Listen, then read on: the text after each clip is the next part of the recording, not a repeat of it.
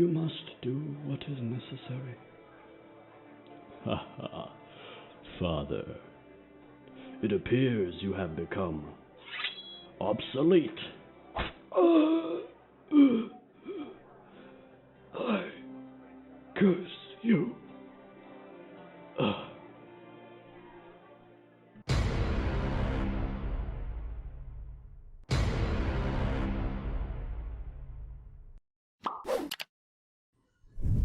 Hello my lovely people. Yes, you saw that title correctly. You don't need those old Wii discs anymore, because today we're going to be running them all from a USB using a homebrew app called USBLoaderGX. So let's get going. The first part of the installation involves adding a custom iOS to the Wii.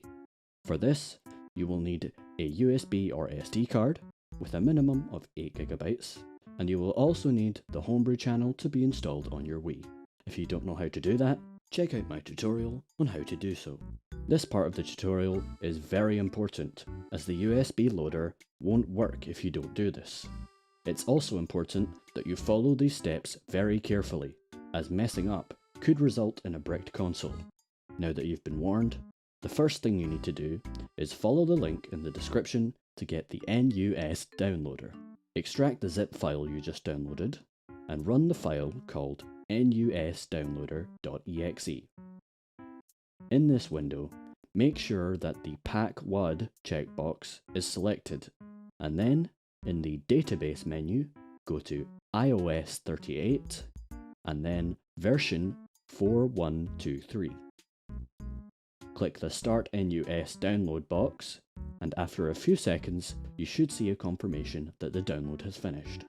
Now, pause the video and repeat the last three steps for iOS 56 version 5661, iOS 57 version 5918, and iOS 58 version 6175. Once all the WADs are downloaded, you should see a new folder called Titles.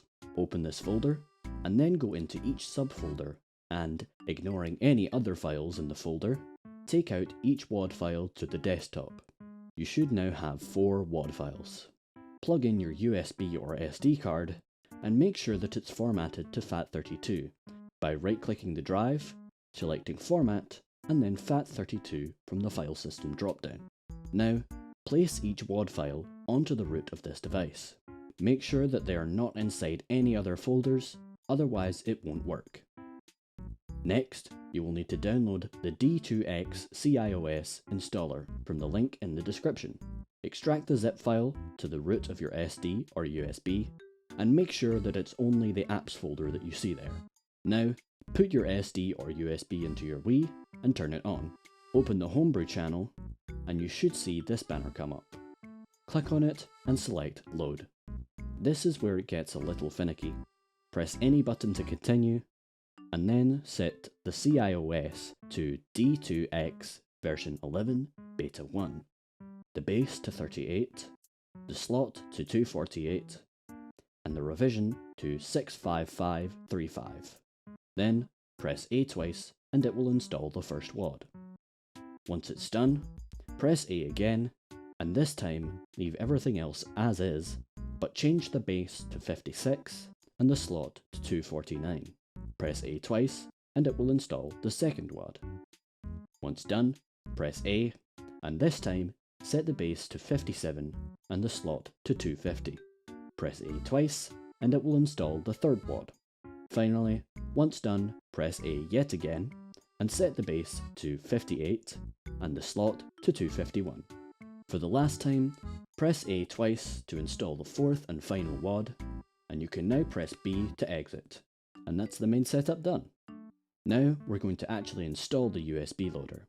If you have the homebrew browser installed, you can download it from the Utilities tab by clicking on the app and pressing download.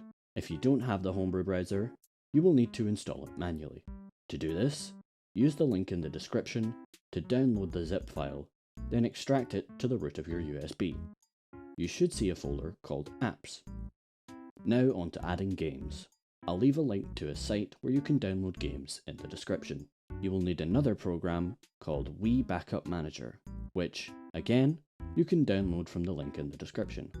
Extract the zip and run the file called WiiBackupManager_win64.exe. Go to the Drive 1 tab, and in this drop-down, select the USB drive that you want to use for games. If asked to create a WBFS folder, click Yes. Click Add and Files, and then navigate to where your game is saved, and click Open. Go to Transfer and select Drive 1, and it will convert and transfer the game to the USB. Now, go to your Wii, insert the USB, and open USBLoaderGX. You should see the game that you added appear in the list here, where you can then launch the game and have fun. Another option for installing games is to click this icon on the left and then insert a game disc that you already own. This will rip the game from the disc and make it so that you don't have to use the disc anymore. Et voila! No more discs. If you enjoyed this video, give it a thumbs up and consider subscribing, as it only takes 2 seconds and it really helps out the channel a lot.